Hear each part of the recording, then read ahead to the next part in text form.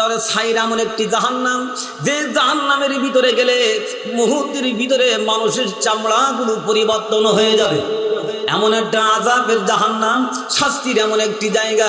যখন ওদেরকে এই ঝাইরির ভিতরে যখন দেওয়া হবে, দেওয়ার সঙ্গে সঙ্গে তাদের গায়ে যে চামড়াগুলো থাকবে, বাদ্দালায়ু বাদ দিল, তাদের কি চামড়াগুলো পরিবর্তন করে দেওয়া হবে। এমন একটা কঠিন শাস্তির জাহান্নাম। এই জাহান্নামের উপর দিয়ে ফুলসিরাত রেডি করা হবে। কাফের মুশরিকরা যখন, বেঈমানেরা ওই ফুলসিরাত যখন পার হতে যাবে, তখন এই ফুলসিরাতের মাঝখানে আসার সঙ্গে সঙ্গে তাদের পা কেটে টুকরো টুকরো হয়ে সাতটি জাহান্নামের ভিতরে, ওই সাইরির ভিতরে যাবে।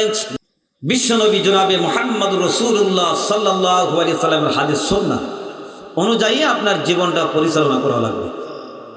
তাহলে আপনি জান্নাতে যেতে পারবেন। জান্নাতে যাওয়া সহজ আপনার জন্য। যদি আপনি আমল না করেন, সেটা না মানেন, আপনার জন্য জান্নাতে যাওয়া কষ্টকর। তারাক্তুকুম ফি আমরাইন লান তাদিল্লু মা তামাসসাকতুম বিহিমা কিতাবুল্লাহি ওয়া সুন্নতি রাসূলিহি। দুইটা জিনিসের কথা বলেছেন। এই ভাষণটা দিয়েছিলেন কখন? বিদায় হজ্জের শেষ ভাষণ, যে আমার উম্মতেরা যদি এই দুইটা জিনিস আঁকড়াই ধরে, পৃথিবীর কোনো বেজাতি আমার ওই উম্মতকে গুমরাহি করতে পারবে না, পথভ্রষ্ট করতে পারবে না। এ কথা কার? বলেন বলেন। আল্লাহর নবী বলেছিলেন বিদায় হজ্জের শেষ ভাষণে। কিন্তু এই দুইটার উপর যদি আপনি আমি আমল করতে পারি, আলহামদুলিল্লাহ, এটা জান্নাতে যাওয়ার একটা সুন্দর একটা রাস্তা, একটা পথ। তা আপনারা এসেছেন কষ্ট করে, তিনটা জিনিসের উপর আমল করা লাগবে আজকের এখানে।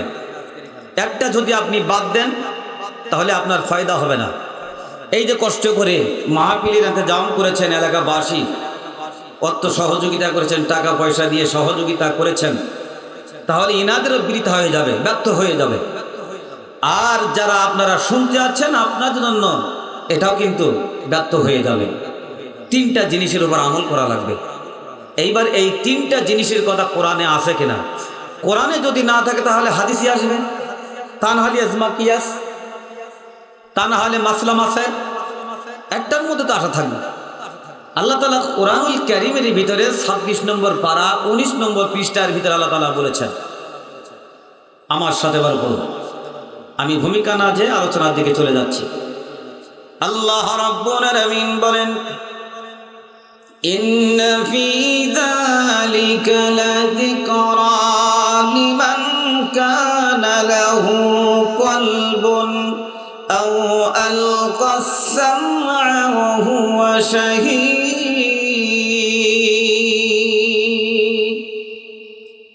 আল্লাহ তাআলা এর মধ্যে এক নম্বর হলো আলকাস সামা, কান দিয়ে শোনা। কি দিয়ে? বলেন, কথা বলতে হবে। কি দিয়ে শোনা? কান দিয়ে শোনা। ইন্না ফি যালিকা লাযিকরা লিমান কানা লাহু কলবুন, অন্তরে আমল করা লাগবে, কান দিয়ে শোনা লাগবে। 3 নম্বর ওয়া হুয়া শাহিদ, উপস্থিতি থাকা।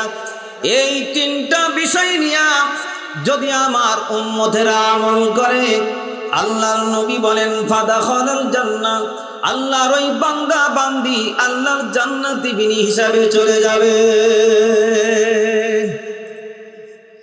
এটা আয়াতটা দলিল কোথায় পালেন? 26 নম্বর পারা হেফজ কোরআন শরীফ খুলবেন, 19 নম্বর পৃষ্ঠায় আল্লাহ তাআলা সুন্দর করে এখানে ব্যাখ্যা দিয়েছে। তাহলে আজকের আপনি ডান কান দিয়ে শুনলেন, বাম কান দিয়ে যদি আপনি বাহির করে দেন, কোনো ফায়দা হবে? কোনো ফায়দা হবে? তাহলে শোনা লাগবে, অন্তরে আমল করা লাগবে। আর আপনার পায়ে হেঁটে হোক, বাইসাইকেলে হোক, বাইকে হোক, কষ্ট করে আপনাকে সেই জায়গা পর্যন্ত, সেই গন্তব্য স্থান পর্যন্ত আপনাকে পৌঁছানো লাগবে। আমি ভিড়টা মজবুত করে নিলাম। এবার আসুন আলোচনার দিকে চলে যাই। আমরা কি কাজ করলে, কি আমল করলে আমরা জান্নাতে যেতে পারবো, আমাদের জন্য জান্নাতটা সহজ হবে, আর দোজখটা যেন আপনার আমার জন্য যেন আল্লাহ হারাম করে দেন, কোন পথে চললেই জান্নাতে আমরা যেতে পারবো। আজকের আলোচনাটা এটা। আসুন, আমরা ওই জাহান্নামে যেতে হলে, জাহান্নাম আল্লাহ তাআলা পবিত্র কোরআনুল কারীমের ভিতরে 14 নম্বর পারার ভিতরে আল্লাহ তাআলা কোট করে দিয়েছেন। আমরা ইতিপূর্বে মনে করি, বলেন তো আপনাদের কাছে আমার প্রশ্ন, আপনারা উত্তর দিবেন, জাহান্নাম কয়টি? বলেন জাহান্নাম কয়টি? জানেন না আপনারা? হ্যাঁ, 7টি না, 1টি। এবার বলবেন তো হুজুর এখান থেকে নাম লিখে ধরবো। এবার আমি আপনাদেরকে বোঝাই দিচ্ছি, জান্নাত 1টি, জাহান্নামও 1টি, কিন্তু বাবুন এখানে দ্বার বা স্তর বলা হয়েছে। আমি উদাহরণ দিলে বুঝতে পারবেন। শ্যামনগর কি কোনো ক্লিনিক হাসপাতাল আছে? নাম কি বলেন? হাসপাতালের নাম কি? এখানে ক্লিনিকের আমি আপনাদেরকে বোঝানোর জন্য, যে ক্লিনিক হোক যাই হোক একটা নাম আছে না? সুন্দরবন ক্লিনিক, সাতক্ষীরা সদর হাসপাতাল, এরকম আছে না? নাম কিন্তু সদর হাসপাতাল। এবার ধরে নেন ওর ভিতরে অনেক রুম আছে না?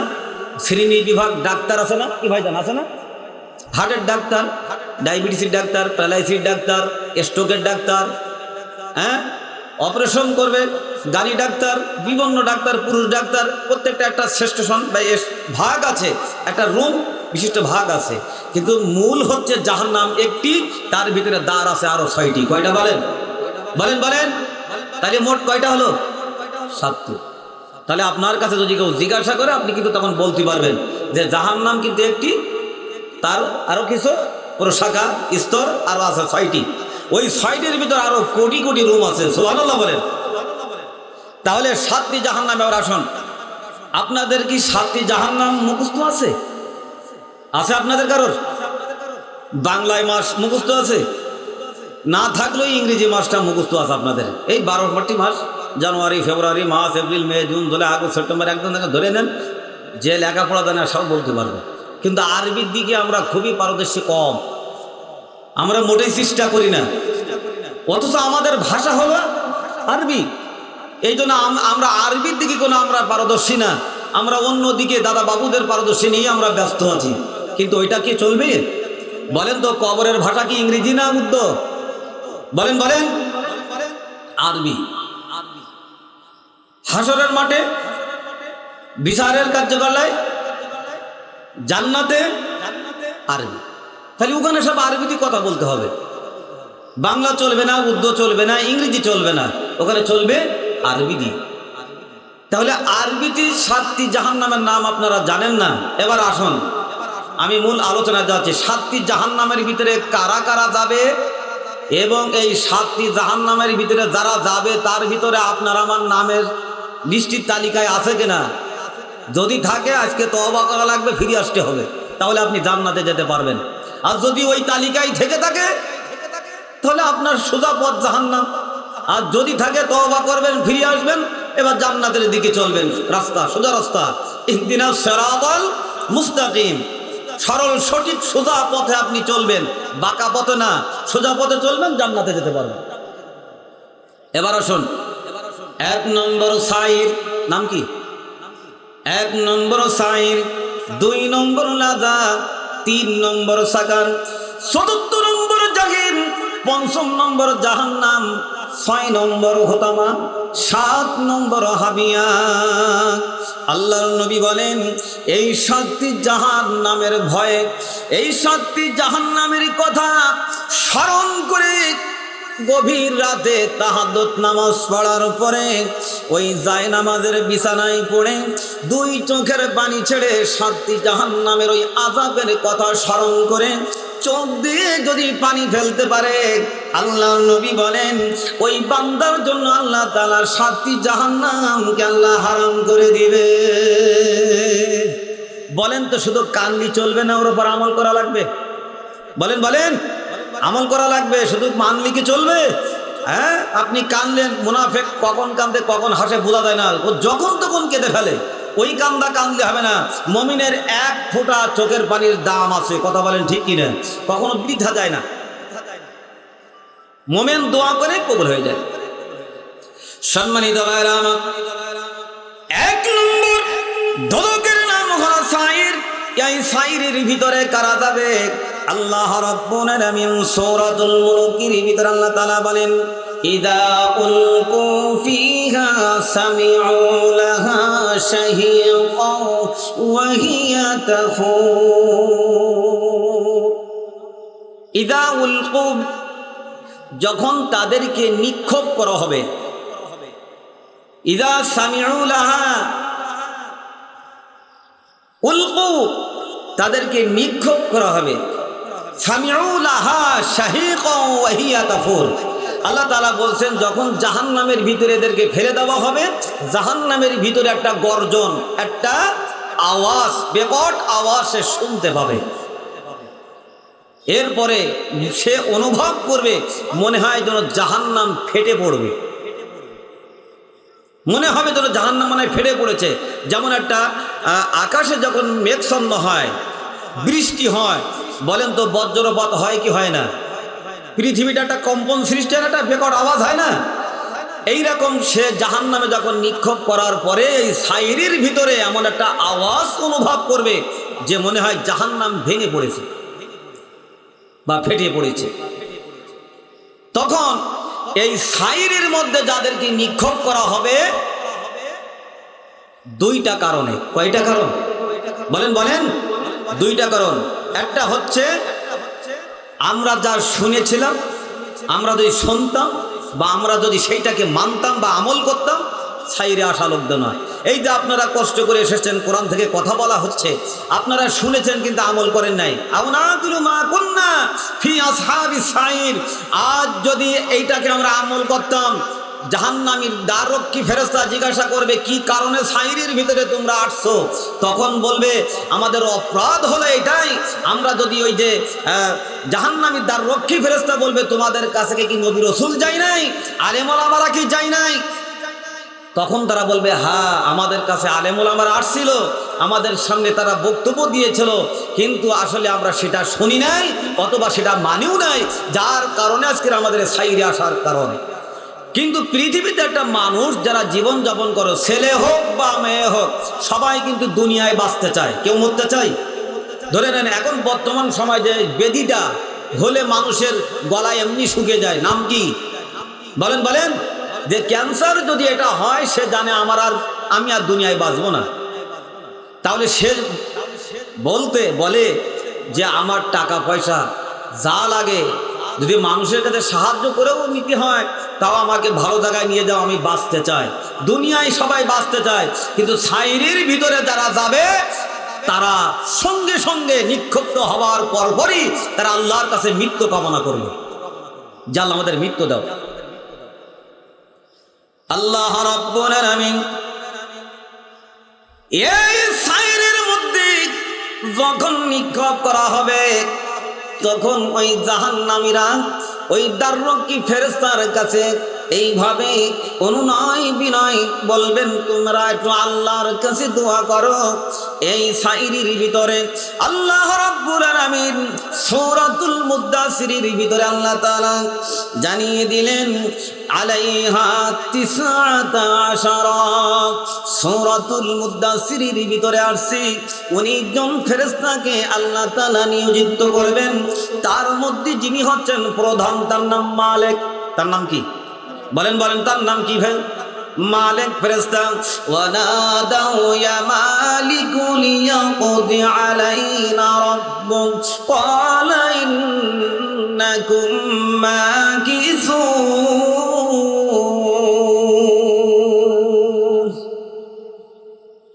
জাহান্নামীরা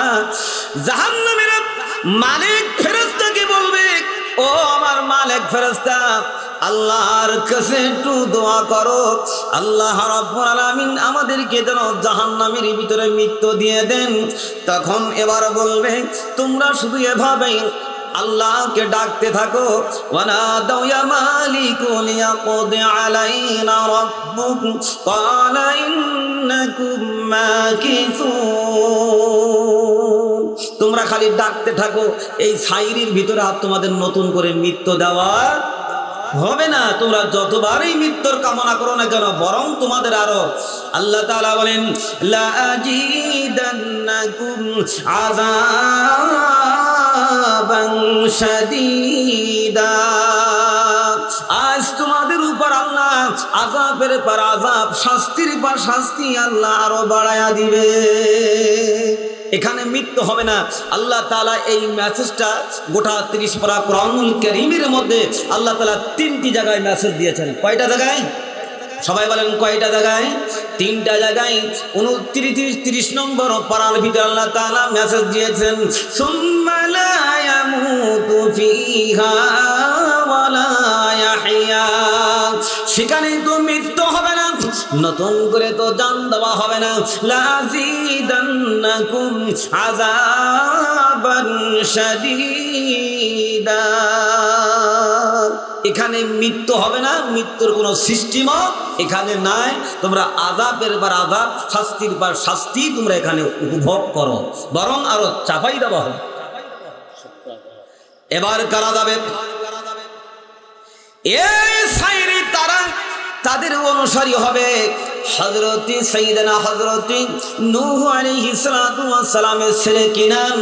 যেহেতু বাবা তাকে কালিমার দাওয়াত দিয়েছিল, কিন্তু কালিমার দাওয়াত কিন্তু প্রত্যাখ্যান করেছিল, যার কারণে এই কিনান সাইরির ভিতরে যাবে।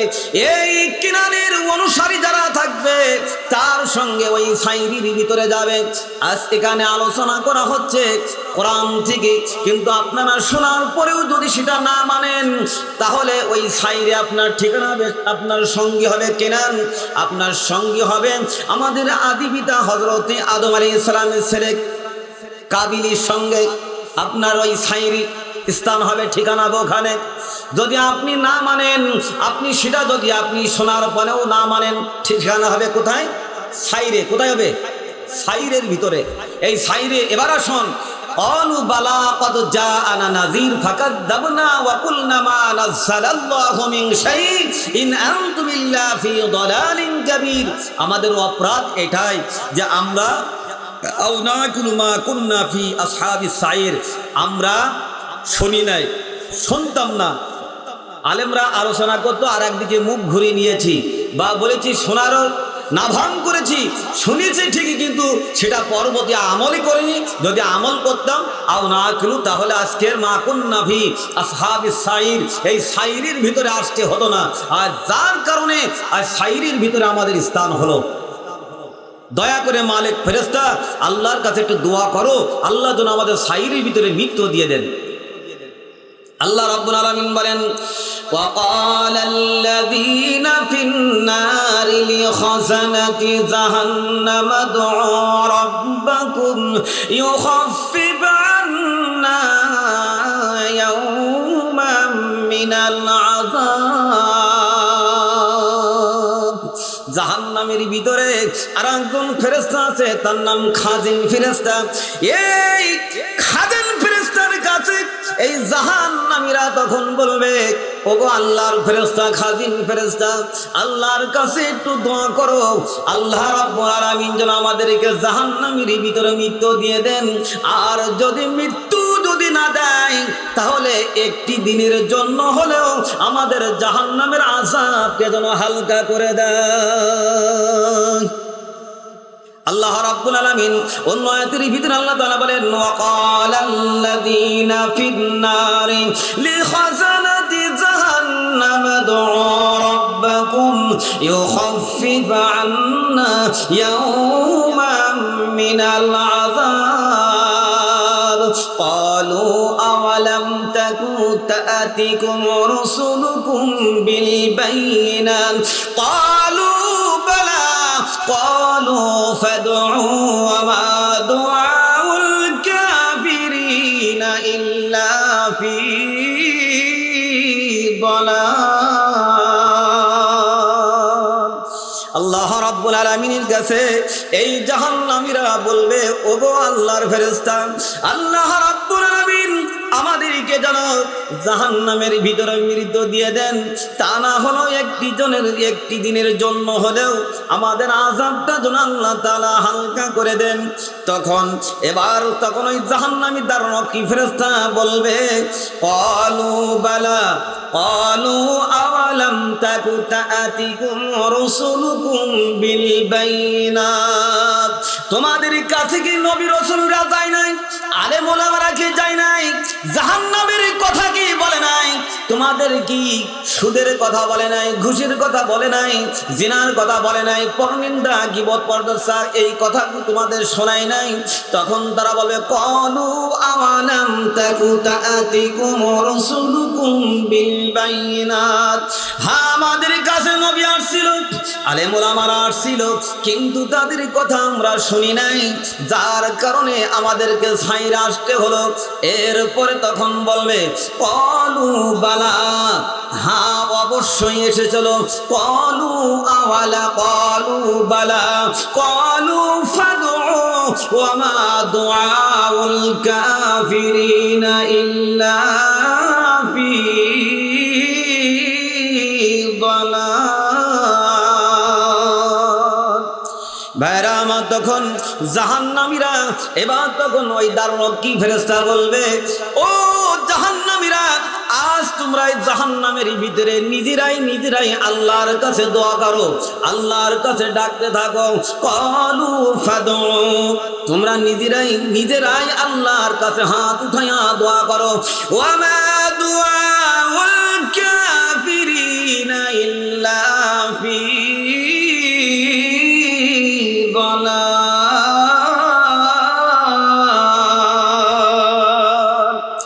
ওই দিন আল্লাহ রাব্বুল আলামিন জাহান্নামের ফেরেশতা এবার বলবে, তোমরা নিজেরাই আল্লাহর কাছে ডাকতে থাকো। ক্বালু ফাদউ ওয়া মা দুআউল কাফিরিনা ইল্লা ফি দালাল। আজ কাফিরের দোয়া আল্লাহর দরবারে কবুল হবে না। ওয়া মা দুআউল কাফিরিনা ইল্লা ফি দালাল। বরং তোমাদের উপর আরো আযাব আল্লাহ আরো চাপিয়ে দেবে।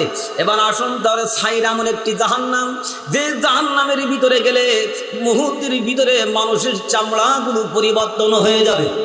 এমন একটা আযাবের জাহান্নাম, শাস্তির এমন একটি জায়গা। যখন ওদেরকে এই ছাইরের ভিতরে যখন দেওয়া হবে, দেওয়ার সঙ্গে সঙ্গে তাদের গায়ে যে চামড়াগুলো থাকবে, বাদদালায়ু বাদদিলু, তাদের কি চামড়াগুলো পরিবর্তন করে দেওয়া হবে। এমন একটা কঠিন শাস্তির জাহান্নাম। এই জাহান্নামের উপর দিয়ে ফুলসিরাত রেডি করা হবে। কাফের মুশরিকরা যখন, বেঈমানেরা ওই ফুলসিরাত যখন পার হতে যাবে, তখন এই ফুলসিরাতের মাঝখানে আসার সঙ্গে সঙ্গে তাদের পা কেটে টুকরো টুকরো হয়ে সাতটি জাহান্নামের ভিতরে, ওই ছাইরির ভিতরে যাবে। যাওয়ার সঙ্গে সঙ্গে তার এই গায়ের শরীরে যে চামড়া, এই চামড়াগুলো পরিবর্তন হয়ে যাবে। আল্লাহর হাবিব সাল্লাল্লাহু আলাইহি ওয়াসাল্লাম বলেন যে এই চামড়াটা পরিবর্তন করে দেওয়া হবে। তার গায়ে শুধু থাকবে হাড্ডি, চর্বিগুলো গলে পড়বে, চামড়াগুলো খসে যাবে। সঙ্গে সঙ্গে তার আবার নতুন চামড়া তার গায়ে পেঁচিয়ে দেওয়া হবে। আল্লাহর নবী বলেন, ওই চামড়া পেঁচিয়ে দেওয়ার সঙ্গে সঙ্গে প্রথমবারে যখন তার যে শাস্তি হয়েছিল, তাছাড়া দ্বিগুণ শাস্তি আল্লাহ রাব্বুল আলামিন আরো বাড়ায়া দিবে। ওয়া বাদদালনাহুম বিজুলুদিহিম ফাআফওয়াহিহিম ফাওকা নিসবাহুম মিন দুনিহিম জামআ। তার চামড়াটা পরিবর্তন করে দেওয়া হবে মুহূর্তের ভিতরে। গায়ে আবার চামড়া যখন পেঁচিয়ে দেওয়া হবে, ওই ব্যক্তিটা আবার এমন ভাবে চিৎকার ছাড়তে থাকবে, আল্লাহর কাছে বারবার সে মৃত্যুর কামনা করবে। আল্লাহ রাব্বুল আলামিন কিন্তু তাকে ওই জাহান্নামের ভিতরে আর মৃত্যু দেবে না। তাহলে এই ছাইরির ভিতরে যাবে কারা? দুই শ্রেণীর মানুষ, যারা শোনে নাই এবং সেটা মানে নাই। আসছেন শুনতে, শোনার পরও যারা মানে নাই এবং না গেলু যেটা আমল করে নাই, যার কারণে এই দুই শ্রেণীর মানুষ ছাইরির ভিতরে যাবে। কিসের ভিতরে যাবে? ছাইর নামক জাহান্নাম। এই ছাইর নামক জাহান্নামের ভিতরে এখানে মা বোনেরা, অনেক মা বোনেরা এখানে এসেছেন, আলোচনার শ্রবণ করতেছেন। আমার বাপজের, আমার যুবক ভাইরা, মুরব্বী বাবারা সবাই বসে আছেন, আলোচনা শুনতেছেন। কিন্তু শোনার পরে যদি আপনি আমল না করেন, না মানেন, আল্লাহর কসম করে বললাম, আল্লাহ কোরআন সাক্ষী দেয়, আল্লাহর কোরআনের সাক্ষী দেয়, আপনি ওই দুই শ্রেণীর মধ্যে আপনি অন্তর্ভুক্ত। আপনার ঠিকানা হবে ছাইরির ভিতরে। তাহলে আমরা আজকে থেকে শুনবো এবং সেটা মানার চেষ্টা করবো। বলেন ইনশাআল্লাহ। দুই নম্বর হলো লাযা, ইন্নাকুম লাযাইকুল আযাবিল আলীম। আল্লাহ তাআলা তার নবীকে জিজ্ঞাসা করলেন, হে নবী, লাযা নামক এই দোজখ আপনি কি জানেন? লাযা দোজখটা কি? লাযা নামক এমন একটি দোজখ যা কাউকে অক্ষত রাখবে না এবং ছাড়বেও না, এমন একটি জাহান্নাম। এই জাহান্নামের ভিতরে যাবার সঙ্গে সঙ্গে মানুষ মুহূর্তের ভিতরে মোমের মতো গলে যাবে। আল্লাহর নবী বলেন, এই লাযা নামক জাহান্নামের ভিতরে যাদেরকে নিক্ষেপ করা হবে কাফের, যারা কাফের, যারা কোরআন শোনে না, কোরআন মানে না, কোরআনের যারা বিরোধিতা আচরণ করে তারা কাফের। তারা কি বলেন? কাফের। বলেন বলেন। যারা আল্লাহর কালাম মানে না, মানারও চেষ্টা করে না, বরং আর কোরআনের বিরোধিতা যারা করে তাদেরকে কি বলে? কাফের। কারণ তারা হচ্ছে আল্লাহর কালামকে অস্বীকার করেছে। আল্লাহ রাব্বুল আলামিন সূরাতুল মুহাম্মদ 26 নম্বর পারায় 5 নম্বর পৃষ্ঠায় সূরাতুল মুহাম্মাদের ভিতরে আল্লাহ বলেন, আল্লাযীনা কাফারু ওয়া সাদ্দু আন সাবিলিল্লাহি আযাল্লা আমালাহুম। আল্লাহ রাব্বুল আলামিন বলেন, আল্লাযীনা কাফারু, যারা কাফের, আল্লাযীনা যারা বা যাহারা কাফারু, যারা কাফের, ওয়াসাদ্দু আন সাবিলিল্লাহ, অথবা এর অর্থ আর আসতে পারে আল্লাযীনা কাফারু, যারা অস্বীকার করে, ওয়াসাদ্দু বাধা দেয়, আন সাবিলিল্লাহ, আল্লাহর রাস্তায় যারা বাধা দেয়, আযাল্লা আমালাহুম, তার জীবনের হজ হোক, যাকাত হোক, নামাজ হোক, রোজা হোক, সৎ কাজ হোক, ভালো কাজ হোক, একটা কাজ তার জন্য উপকারী আসবে না। আযাল্লা আমালাহুম, শুধু কোরআনের বিরোধিতা করার কারণে, আল্লাহর দ্বীনের বিরোধিতা আচরণ করার কারণে কাল কিয়ামতের ময়দানে তার আমলনামাটা আল্লাহ তাআলা আযাল্লা আমালাহুম, তার আমলনামায় আর কিছু থাকবে না, শুধু সাদা খাতা মতন দেখবে। বলেন তো, এই এসএসসি পরীক্ষা হচ্ছে, আমি যেখানে ইমামতির দায়িত্বে আছি, তিনি হচ্ছে সখীপুর ডিগ্রি, ওই যে আপনার ফাজিল মাদ্রাসা, ওখানে চাকরি করেন, আরবি প্রভাষক। আজকে সলাতুল আসরের নামাজের পরে বলো যে আমি যে হাফেজ সাহেব খাতা দেখতেছি, তা প্রশ্ন যা লেখা আছে তাই লিখেছি, উত্তর তো একে দিয়ে নাম্বার কি দেবো? সমস্ত খাতা দেখার পরে নাম্বার পেয়েছে এক। ঠিক কিয়ামতের ময়দানে আল্লাহর কোরআনের বিরোধিতা করার কারণে, নবীর বিরোধিতা করার কারণে কিয়ামতের ময়দানে আপনার আমলনামা দেখবেন এরকম ফাঁকা, কিছু পাবেন না। আপনি সকল বলবে, আল্লাহ আমি তো হজ করেছিলাম, যাকাত দিয়েছিলাম, ভালো কাজ করেছিলাম, কিন্তু আমার সে নেকিগুলো কোথায় গেল? আল্লাহ বলবেন, আল্লাযীনা কাফারু ওয়া সাদ্দু আন সাবিলিল্লাহ, তুমি নামাজ পড়েছো, হজ করেছো, যাকাত দিয়েছো, নেক আমল করেছো, এরপরে তাহাজ্জুদ নামাজ পড়েছো, সব ঠিক আছে, কিন্তু আমি আল্লাহ তাআলা মেসেজ দিয়েছিলাম, যারা আমার কোরআনের বিরোধিতা করবে, ইসলামের বিরোধিতা যারা আচরণ করবে, তাদের আমলনামায় কিছু থাকবে না। দঙ্কা ওয়া নাহশুরুহুম ইয়াওমাল কিয়ামাতি আমা, কিয়ামতের ময়দানে তার দঙ্কা অর্থাৎ আযাল্লা আমালাহুম, তার আমলনামায় কিছু থাকবে না, একেবারে সাদা। ওই ব্যক্তিটা তখন কি অবস্থা হবে বলেন? তাহলে ভালো কাজ করা লাগবে এবং আপনার আপ্রাণ দিয়ে চেষ্টা করতে হবে। শক্তিতে যদি আপনি না পারেন, তাহলে আপনার মুখের দ্বারা, তা যদি না পারেন, তাহলে আপনার অন্তরে তাকে ঘৃণা করবেন। অর্থ দিয়ে, টাকা পয়সা দিয়ে আল্লাহর কোরআনকে আল্লাহর জমিনে সংসদে বাস্তবায়ন হোক, প্রতিষ্ঠিত হোক, এই ইরাদা আপনার যদি অন্তরে না থাকে, আল্লাহর কসম করে বললাম, কিয়ামতের ময়দানে, একই হাসরের ময়দানে আপনার আমার সঙ্গে দেখা হবে। সেই সময় আপনি দেখবেন যে আপনার আমলনামায় কতগুলো সওয়াব আছে, সব ফাঁকা হয়ে যাবে। এই জন্য যা করেন আল্লাহর দ্বীন বাদ দেওয়া যাবে না। নামাজের কথা গোটা 30 পারা কোরআনুল কারীমের ভিতরে 82 বার নামাজের কথা বলেছেন। আর আল্লাহ তাআলা ইসলামী আন্দোলন সম্পর্কে আল্লাহ তাআলা 582 বার আল্লাহ তাআলা ইঙ্গিত করেছেন। ধরে কেন আল্লাহু আকবার নাকি বলেন? ওইটা মানার প্রয়োজন না। আগে নামাজ তো আপনি পড়বেন, নামাজ না পড়লে তো আপনি মুসলমান হতে পারবেন না। কিন্তু ওই আল্লাহর দ্বীন আল্লাহর জমিনে প্রতিষ্ঠাতা করার জন্য আল্লাহর নবীর আগে এবং পিছে কোনো গুনাহ ছিল? বলেন বলেন, ছিল না।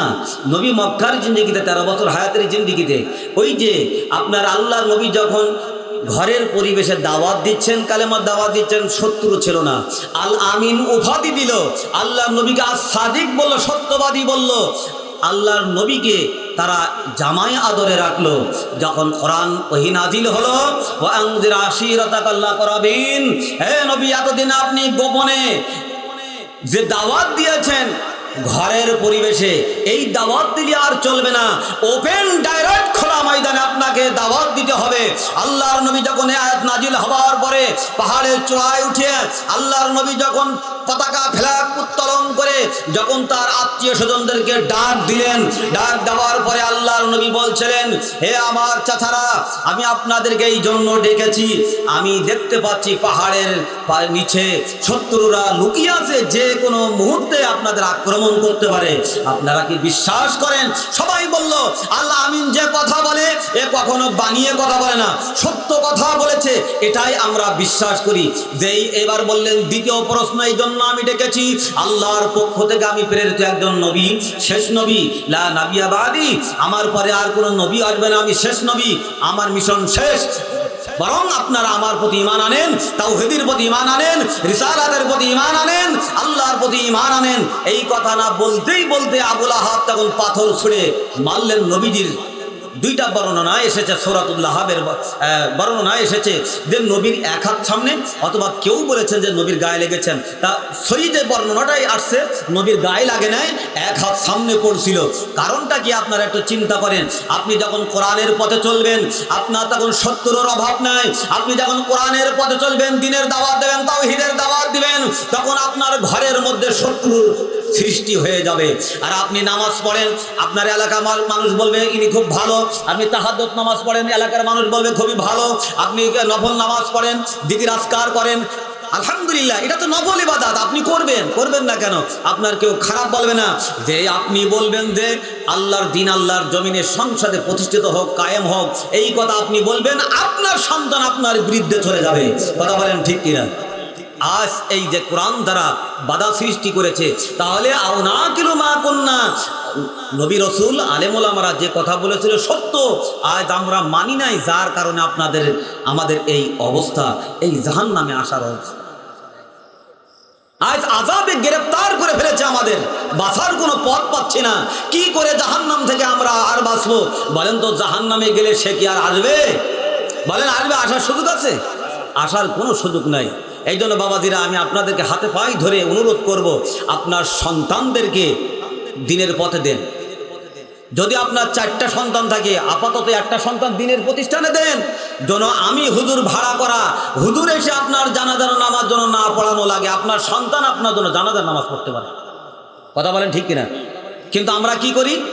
আলেমদেরকে ভাড়া করে নিয়ে আসি, তারা এসে বলেন তো আলেমের দোয়া কবুল হবে এমন কোনো সহিহ কোন রেয়াতে বর্ণনা আছে? কেউ দেখাতে পারবে? কোনো হাদিসে আল্লাহ নবী বলে যাননি যে ভাড়া করে আলেমের দোয়া কবুল হবে? হ্যাঁ, এখানে একটা মত সৃষ্টি হয়েছে, হলেও হতে পারে, তা না হওয়ার স্বাভাবিক বেশি। কারণ ওই আলেম দোয়া করবে, আলেমের বাপ মা দোয়া জন্য দোয়া কবুল হবে, আত্মীয় স্বজনের দরবারে চলে যাবে, যারা চলে গেছেন তাদেরকে রুহের উপরে পৌঁছে যাবে। আর আপনার জন্য যে কান্নাকাটি কিছু টাকা দেবেন, 500 টাকা, একটু সম্মানজনক তাকে খেতে দেবেন, খাওয়া দাওয়া করে যাবে, কান্নাকাটি করবে, সব ফায়দা হবে আলেমের, আর আপনার বিষয় জিরো। এই জন্য আসুন, আপনার একটা সন্তান দ্বীনি প্রতিষ্ঠান, আলহামদুলিল্লাহ খুব আমার ভালো লেগেছে। দ্বীনি প্রতিষ্ঠান একটা সুন্দরবন এলাকা, একেবারে নদীর পাশেই, আমার খুব মনটা ভরে গেছে। আপনাদের সন্তানগুলো, 4টা সন্তান থাকলে একটা মাদ্রাসায় দেন, 2টা থাকলে একটা মাদ্রাসায় দেন, যে সন্তান যেন আপনার জানাজার নামাজ পড়াতে পারে। আপনি যেন আল্লাহর কাছে বলতে পারেন, আল্লাহ আমি গরিব ছিলাম, দিন মজুরি খেটেছি, সন্তানদেরকে একটা দ্বীনের পথে রেখে আসছি। আপনি কি জানেন হাদিসটা? এবার খেয়াল করেন, আল্লাহর নবী বলেন, সন্তান যদি আপনি নেককার সন্তান রেখে যেতে পারেন, আল্লাহর নবী বলেন কিয়ামত পর্যন্ত তার পিতার আমল নামায়, যেমন আপনি যখন আপনার ফ্ল্যাক্সি লোড, অর্থাৎ যখন আপনার মিনিট অথবা যখন টাকা আপনি লোড দেন, বিকাশের দোকানে দেওয়ার পরে আপনি লোড দেন, তারপর আপনার সিম চালু হয়ে যায়, তখন আপনি কথা বলতে পারেন। আল্লাহর নবী বলেন ওই সন্তান তার পিতার